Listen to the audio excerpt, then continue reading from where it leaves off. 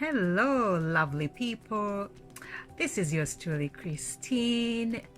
I'm back once again to invite you to join me on this next leg of our fun and interesting facts about another beautiful country from the continent of Africa. I hope you're ready. I hope you're comfortable. So today we're going to be heading to Tanzania. Okay, so I hope you're ready.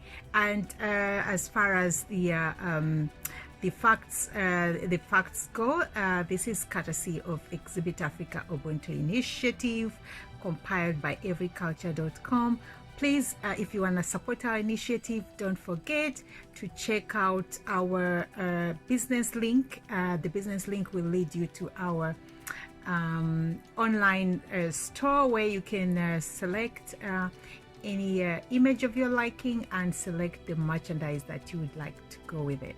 Okay, so without any further ado, let's get started. As usual, we're gonna be covering the orientation.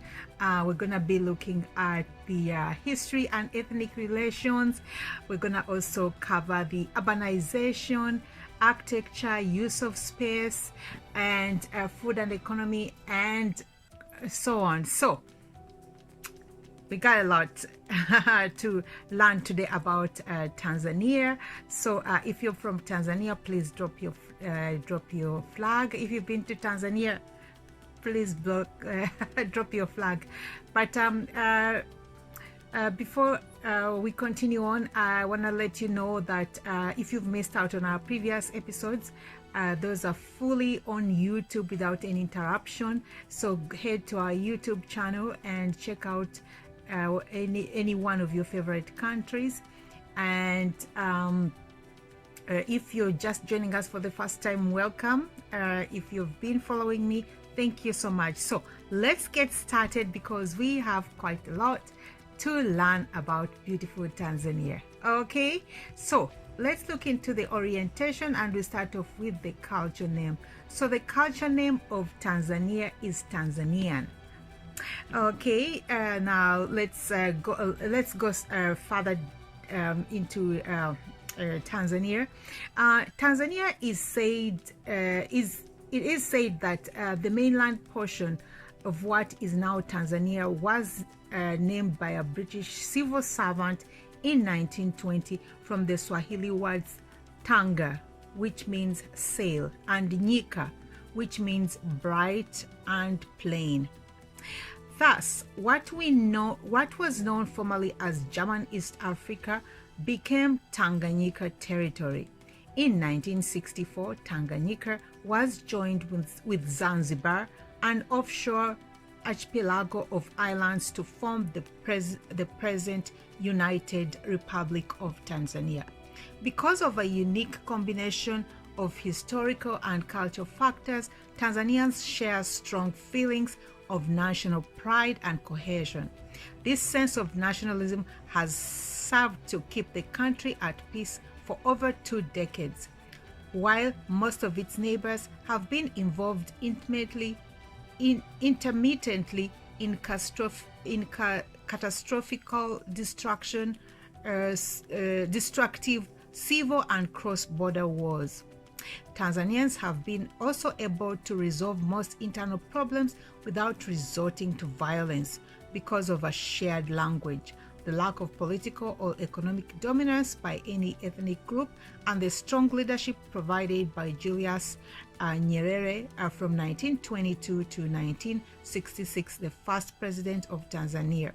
At the same time, however, repressive, corrupting influences emanating from the colonial, socialist, and capitalist eras have fostered among many Tanzanians an attitude of dependency and fatalistic resignation that helps keep the country one of the poorest in the world. Well, not anymore. Just a reminder, some of the facts facts I might be sharing in today's episode might be outdated. So if you have any current information, please feel free to share that in the comments or feel free to engage. Okay, so moving on, let's look at the location and geography of beautiful Tanzania.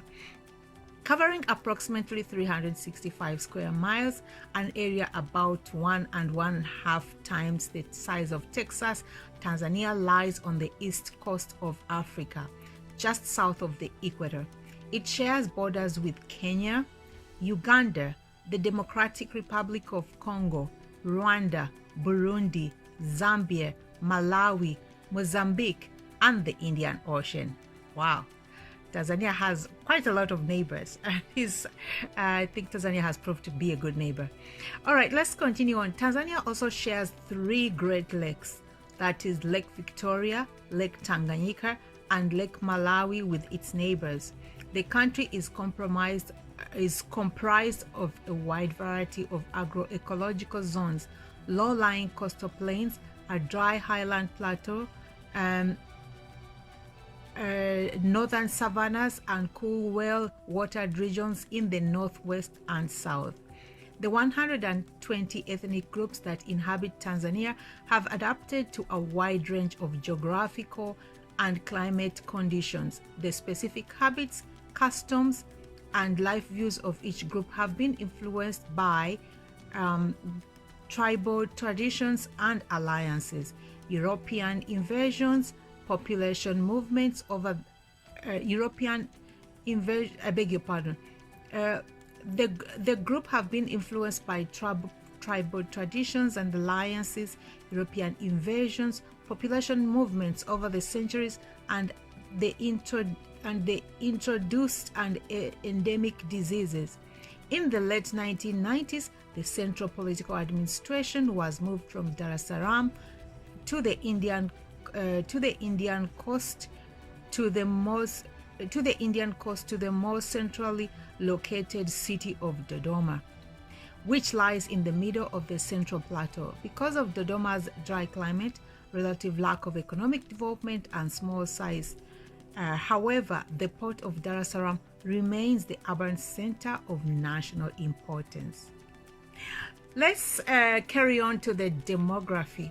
The current population of Tanzania is approximately 30 million, but I believe that might have gone up. Please let us know if you have any updated information. And it's comprised of indigenous people and Pakistani, Indian, Arab, and European subpopulations. These are heavy population concentrations in the urban centers, including Dar es Salaam, Mwanza, Tabora, and Mbeya, in the North Hills of Mount Kilimanjaro, and along the coast of Lake Malawi. All right, so let's carry on with linguistic affiliation. While each ethnic group speaks its own local language, almost all Tanzanians are also fluent in the national language, which is Swahili or Kiswahili in Swahili, a coastal Bantu language strongly influenced by Arabic. The second official language is English. A vestige of the British colonial period. Most Tanzanians with the post-secondary education speak with official languages fluently in addition to their tribal language.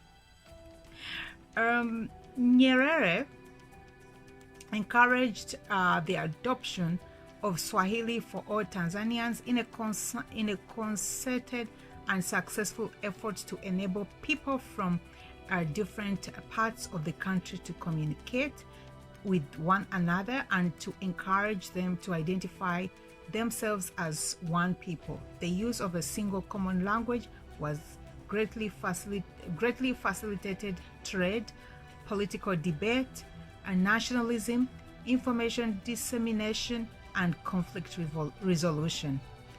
Let's carry on with the symbolism. Mount Kilimanjaro, the highest peak in Africa, and the magnificent wildlife, including lions, elephants, rhinoceros, giraffes, leopards, and cheetahs, to name only a few, draw millions of tourists to the country every year. The landscape and animals are valued national treasures, symbolized on coins and on brand names for manufactured products. Severe depredations by poachers from both inside and outside the country, however, continue to threaten the survival of many species. However, continued. With many species, I beg your pardon. The torch of freedom, uhuru, and the figure of a soldier representing the sacrifice of veterans and the war dead are also common symbols throughout the country. Elegant ebony carvings of both representational and modern designs, a specialty of the Makonde people of southeast Tanzania, are prized by the collectors around the world. Let's go on to the history and ethnic relations. Tanzania was a cradle to some of the earliest hominids on earth, made famous by the discovery of Lewis and Mary Leakey at Olduvai Gorge. Bantu-speaking people migrated to Eastern Africa at the same time that trade between Arabic-speaking people and the coastal population was initiated in the 1st century BCE. By the 12th century, Arab trading posts were well established along the coast and some on islands. Although Vasco da Gama landed on the East African coast in 1498, it was not until 1506 that the Portuguese fully controlled trade on the Indian Ocean. The Arabs had been trading along the coastline for centuries when Said ibn Sultan moved his capital from Oman to Zanzibar in 1840 to take advantage of the slave markets. During the early 19th century, Arab slave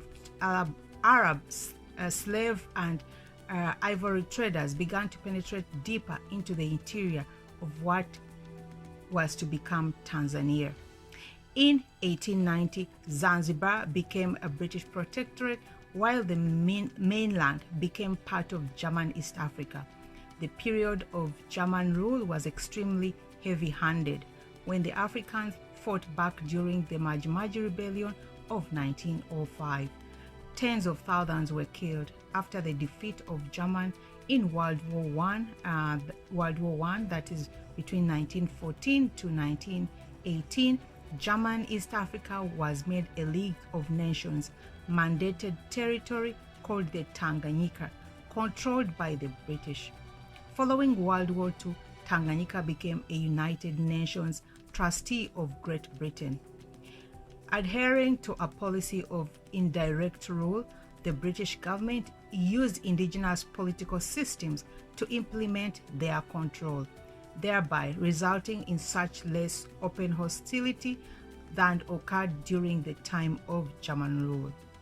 Now let's look at the emergence of the nation. The birth of nationhood may be attributed to the earlier independence of other African nations, along with a growing sense of unity and a need to become independent from the British colonial government. Independence was achieved without bloodshed.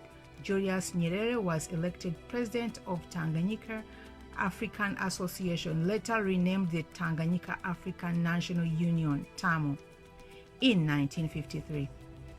African officials elected to TAMU in 1958 and 1959 constituted the Administration for the Internal Self-Governance in May 1961. On 9th December 1961, Tanganyika was proclaimed as an independent nation. In 1963, Zanzibar was granted independence from Great Britain. In 1964, an Act of Union was assigned between Tanganyika and Zanzibar to form the United Republic of Tanzania. Now let's look at the national identity. The national identity is influenced by several factors. One of the most important integrating forces is the use of national lingua franca, Swahili, a language spoken and revered by nearly all Tanzanians. Swahili is a compulsory subject in schools, and some 83% of the population are literate.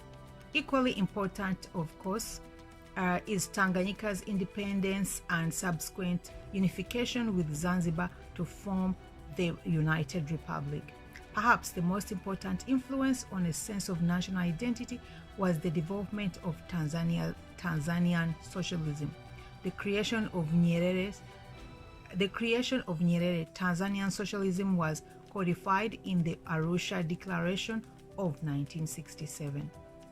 Both the symbolic and the practical cornerstone of Tanzanian socialism was Ujamaa, a Swahili word meaning family or familyhood. The core structure of Ujamaa is the traditional extended family and clan structure of most ethnic groups, which provides a framework for mutual assistance and cooperation.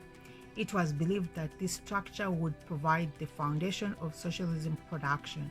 In practice, the first resettlement of rural populations into Ujamaa villages was met with great local opposition, and Tanzanian socialism was largely proven to be an economic failure. The concept of Ujamaa and mutual assistance, however, did infiltrate the national ethnos. They are represented, for example, in collaborate ebony carvings of intertwined figures, standing upon or grasping one another in expression of mutual support and social collectivity. National resources also contribute to a sense of national unity. For example, at 9,340 feet, Mount Kilimanjaro is the highest point of the African continent. This beautiful, now quiet volcano is located near Arusha, the major city in the nation. Wildlife safaris to the Serengeti Plain and the world's largest caldera, Ngorongoro crater, are initiated from this city. Few Tanzanians, however, are wealthy enough to afford such luxuries, and many never see the wildlife Westerners associate so closely with Africa. Finally, Lake Victoria, the second largest freshwater lake in the world and source of the Nile, is an important symbolic and natural resource, although it is shared with Uganda and Kenya. Now let's move on to the ethnic relations. Within the borders of Tanzania coexistence approximately 120 ethnic groups speaking languages representing all four major African language groups. These include the Khoisan or the click-speaking hunter-gatherers, the Nilotic-speaking pastoralists such as the Maasai, the Kushite speakers, and the Bantu speakers. The latter predominate in terms of population size. The largest ethnic groups include the Sukuma, over 3 million, and the Chaga, higher, Nyamwezi, over 1 million each. Despite the tremendous cultural and linguistic diversity among Tanzanians, ethnic groups are united by the use of a common language, Swahili, a sense of national identity. The growing number of refugees from neighboring countries such as Rwanda, Burundi, and Uganda in particular do not appear to have caused serious ethnic tensions, but they've become a serious strain on the economy and the local environment. Now we're going to move on to urbanization, architecture, and the use of space. The architecture of urban coastal centers reflect the long, rich history of Tanzania. Ruins of Arab mosques, cemeteries, and house structures can be found at sites such as Kaule, just south of Bagamoyo. Tombs embedded with Chinese ceramics dating to the 12th century reflect the trade between distant civilizations. 19th century stone houses on narrow streets characterize Bagamoyo, which was one of the main endpoints of the East African slave trade. Founded in 1860 by Sultan Said Majid of Zanzibar, Dar es Salaam, which most likely means House of Peace or Salvation, is the main commercial center. Looking out over the Indian Ocean, the sails of door fishing vessels are dwarfed by transoceanic cargo ships gliding into the port. Architecture styles reflect Arab, German, and British influence and occupation. Major buildings include elaborate mosques and churches such as the German-style Lutheran Church. One of the largest public gathering locations in all Tanzanian cities and towns is the marketplace, where meat, produce, housewares, and variety of miscellaneous items are sold. In addition, football or soccer stadiums are important areas where people convene in Dar es Salaam and in all large urban areas. One of the most visible monuments in the center of Dar es Salaam is the Askari or Soldier, which was unveiled in 1927 and commemorates the loss of African troops during World War I. The most significant monument is the Uhuru or Freedom Torch, commemorating Tanganyika's independence from Great Britain in 1961. Suburban dwellings, most of which are built along a grid pattern, include the Swahili house, a rectangular structure made of either stone with corrugated roof or earth on a wooden frame with a thatch roof. This type of house is found all along the coast. About 90% of Tanzanian people live in rural settings. Each ethnic group has a unique traditional house structure, ranging from the round beehive-shaped house of the Haya, who live in the western shore of Lake Victoria, to the long rectangular houses made of wood and thatch of the Gogo people in central Tanzania. Each ethnic group's traditional house structure has corresponding cultural logic that determines the use of space. For example, the higher traditional house is surrounded by banana plantation, an area in front of the house used for relaxation, and food drying is kept free of debris by daily sweeping.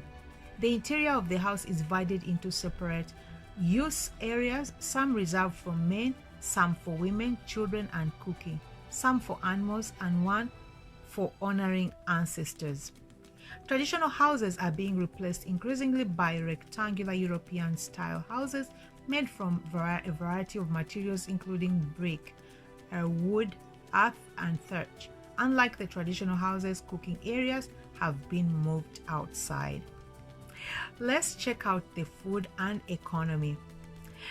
Food in the daily life. For most Tanzanians, including those who live in urban areas, no meal is complete without a preferred staple carbohydrate, such as corn, rice, cassava, sorghum, or plantains. For example, plantains are preferred in the northwest, ugali, a thick mash of corn or sorghum, in the central and southwest regions, and rice in the south and along the coast. The staple is accompanied by fish, beef, goat, chicken, or mutton stew, or fried pieces of meat, along with several types of vegetables or condiments, commonly including beans, leafy greens resembling spinach, manioc, leaves, chunks of pumpkin, or sweet potatoes. Indian foods such as chapati, flatbread, samosas, vegetable or meat-filled pastries, and masala, a spiced rice dish, is widely available in all urban areas. Breakfast preferences depend on income levels and local traditional bread, sweet rolls, or biscuits called mandazi. Coffee or tea, sometimes with spices, sugar or milk, buttermilk, and chicken broth, are the most common foods. Finger foods sold on the streets include fried plantains, sweet potatoes, charcoal roasted corn, or the cob with no butter or salt. Small bags of peanuts or popcorn, pieces of dry or fried fish, samosas, bread, fruit, dates, hard candy, gum, mishikaki, or kish kebabs of beef or goat grilled over charcoal fire. In the local bars, selling homemade brews or bottled spirits and pop is common. It is common to also eat roasted meat, beef or goat. Often the meat will be flavored with hot pepper, salt, fresh lime juice. Let's look at the food customs at ceremonial occasions. Without exception, all ceremonies All ceremonial occasions demand the preparation of enormous platters of food such as pilau, spiced rice, potato, and meat dish that caters for the local taste and culinary traditions. It is considered very shameful for guests to leave hungry from a ceremonial meal or dinner party, except among the religious that forbid it. Alcohol is also an integral and sometimes a highly symbolic part of ceremonies.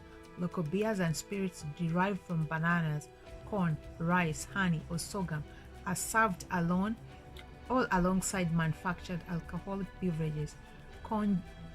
Konyangi Gilinke spirit is brewed commercially in Tanzania as a variety of beers and soft drinks. Certain beers produced in neighboring countries like Primus from Burundi, for example, are also popular.